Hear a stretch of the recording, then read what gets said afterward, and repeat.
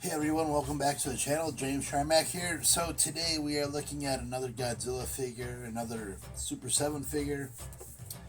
Uh, we're looking at the Burning Godzilla version they have, or at least the Super Kaiju version that we have. We looked at their Ultimates version of Burning Godzilla, which I wasn't too pleased with, but we'll see if they might have improved on it.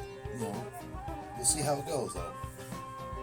So the box itself, has a lot of silver embossing on it. Super Kaiju's right there, Godzilla in silver. Nice window display on the side, on the top.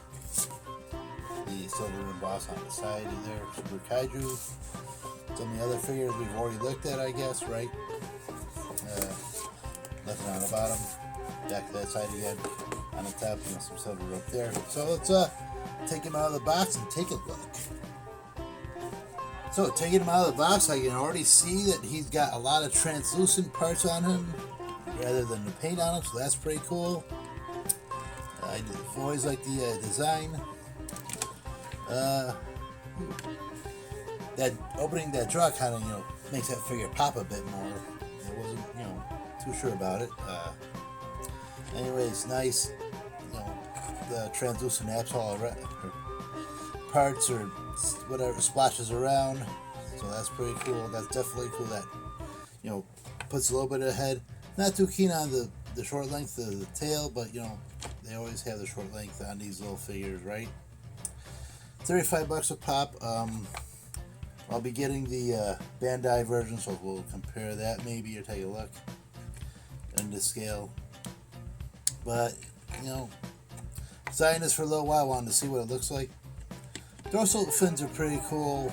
Wish they went down all the way to the tail though with the orange. At least paint it a little bit, but still nice apps, nice looking figure. Comes with the little building right there, of course. Okay, articulation wise, it has the usual stuff as the other Super 7s. Head just turns all around. Jaw articulation, head can't go up or down. Arm goes up and down, a little tight there. Goes up like that. Rotation at the elbow a little bit, not too much, and an elbow bend.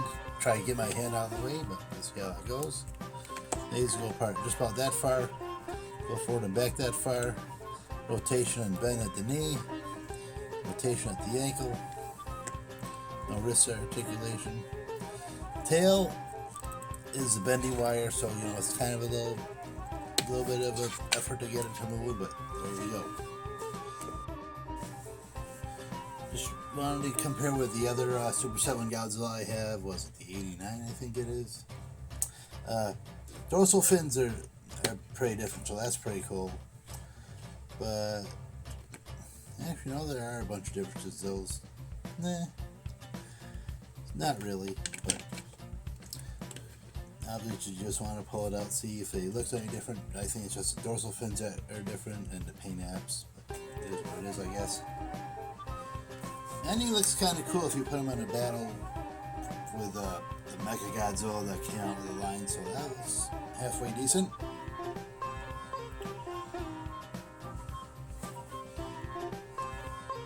So I rarely find anything wrong with a Godzilla figure. I do wish they had the neck articulation a bit more like the Bandai Namco figures are in the scale, but it is what it is, I guess. Sculpting looks pretty cool, even though it looks like it's the same sculpt as the previous Godzilla Super 7 they did, Super Kaiju figure. But I'm not going to say no to a Burning Godzilla figure. I was circling around this for a little bit and wanted to grab it and take a look.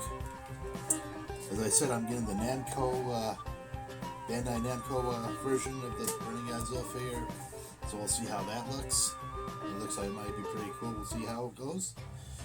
But maybe for the price point, this is $35. The other one's gonna be like $25. Obviously, you know what I say. I say if you can give it the Bandai Namco, go for that one instead. It's more versatile, has a few more accessories, and isn't a halfway bad looking figure. So there you go. But that being said, it's alright to have, add to the Burning Godzilla collection because, it's a unique looking Godzilla. Unique design. So, there you go. Anyways, guys, thank you for watching. Hope you did like this video. Many more, should have, like I said, have Godzilla figures to come eventually.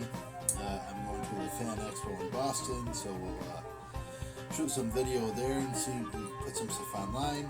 I'm going to try to shoot a couple videos before that, talk about con experiences, and we'll see how that goes.